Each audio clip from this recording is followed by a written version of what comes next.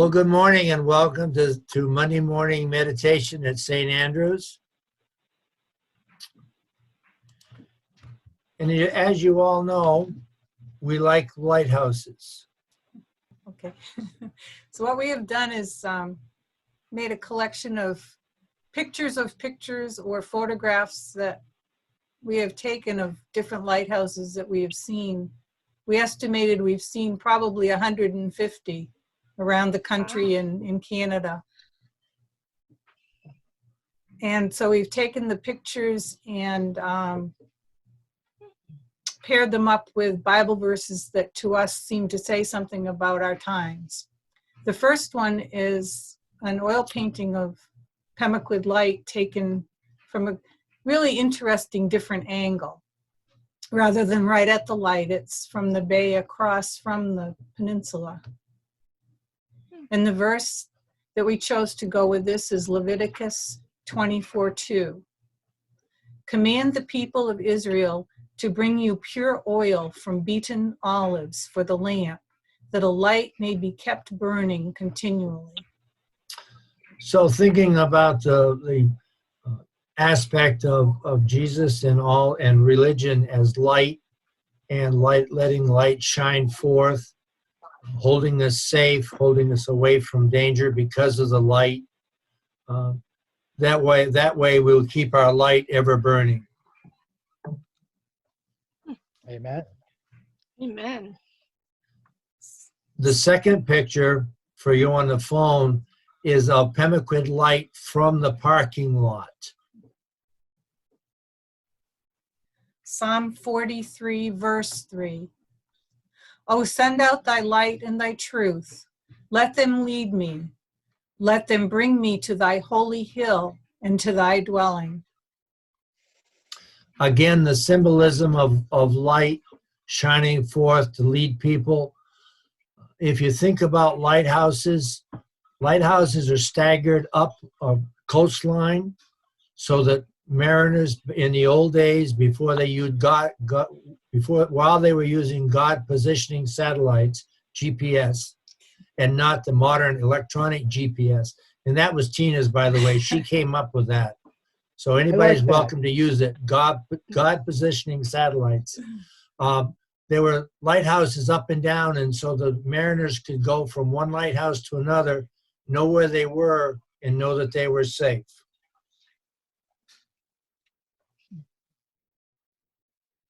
John 1, 1-5. In the beginning was the Word, and the Word was with God, and the Word was God. He was in the beginning with God.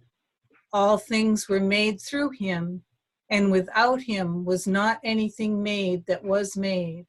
What we have in front of us is something called a Fresnel lens. It's spelled Fresnel, but in French it's pronounced Fresnel. There's no S. And what it is, it's a set of prisms that is the light that a lighthouse shows. And here Tina will finish the verse. Starting with verse 4.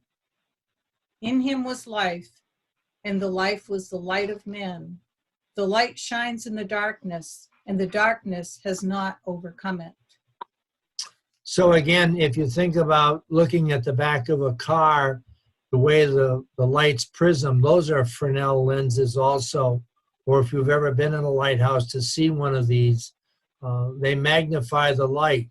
So you start with one light, a little small bulb in the middle, and by the time it goes through all the prisms and works with all the prophets and all the martyrs and all the rest of us that are in the area, then that light is magnified so it can reach, for a lighthouse, 25 miles out to sea. I like that. Proverbs 4:18. But the path of the righteous is like the light of dawn, which shines brighter and brighter until full day. And this is a picture looking up at the lighthouse through a bed of purple flowers. And I don't know what kind they are. They're irises. So what you see is a bed of irises, and then in behind that you see the lighthouse and the keeper's light again, to sort of to show that with light there is flowers, there are flowers, light, and prettiness. Hmm.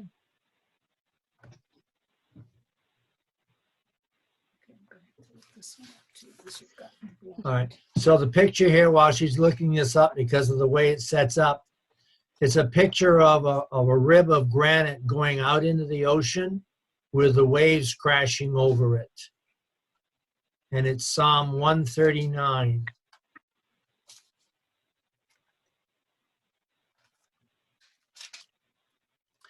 If I take the wings of the morning and dwell in the uttermost parts of the sea, even there thy hand shall lead me, and thy right hand shall hold me.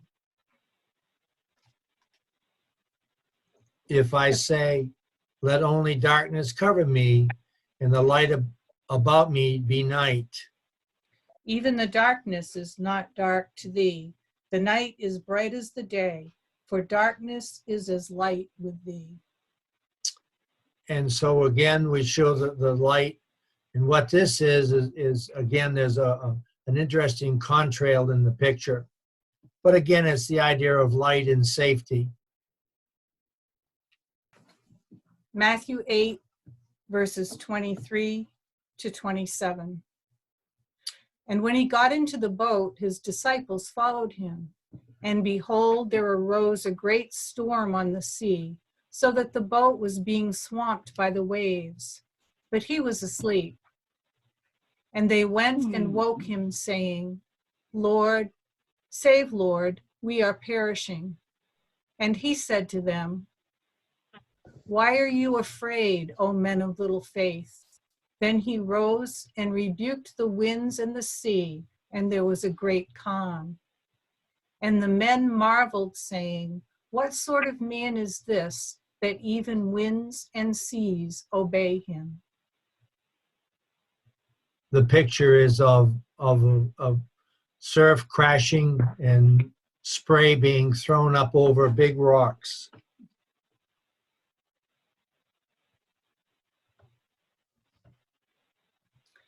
Hebrews 11, verse 12.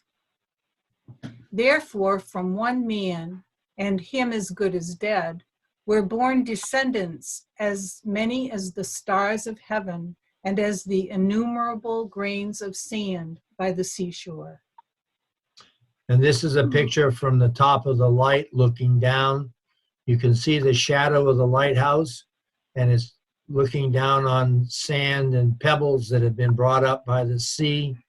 Again, talking about all of the people that are in the system and all who do the good works.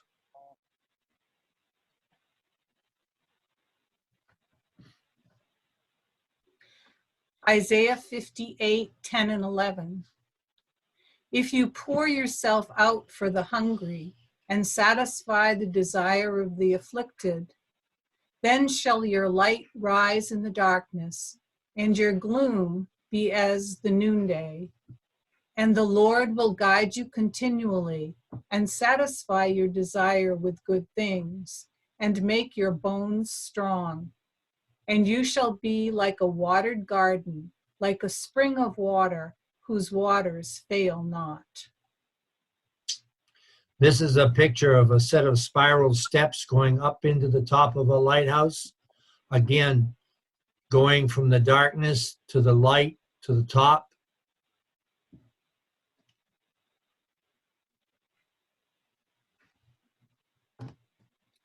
Song of Solomon, Canticle 2, verses 11 and 12. For lo, the winter is past, the rain is over and gone.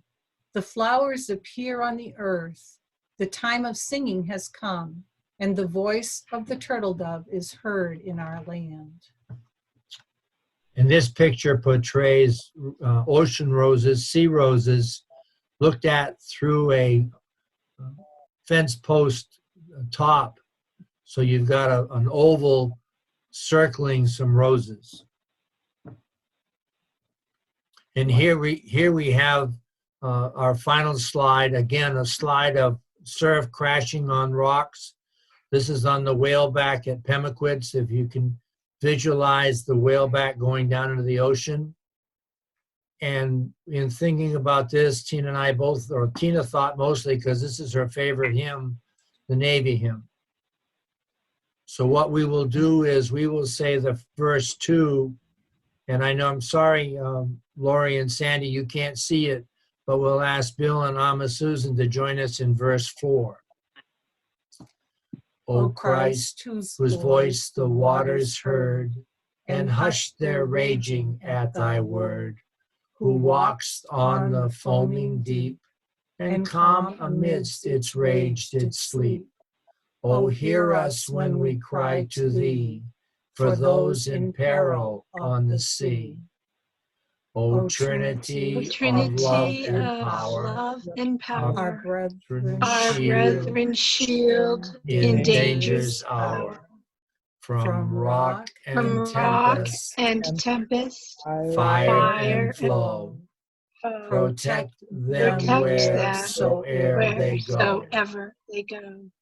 Thus Thus evermore shall evermore rise to shall thee rise to thee glad hymns glad of praise hymns of from praise land from and sea. land and sea. Amen.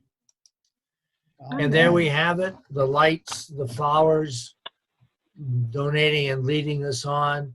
And for you that are on telephone, in a background, we have a hanging, that quilt that Tina made of a lighthouse shining its beam.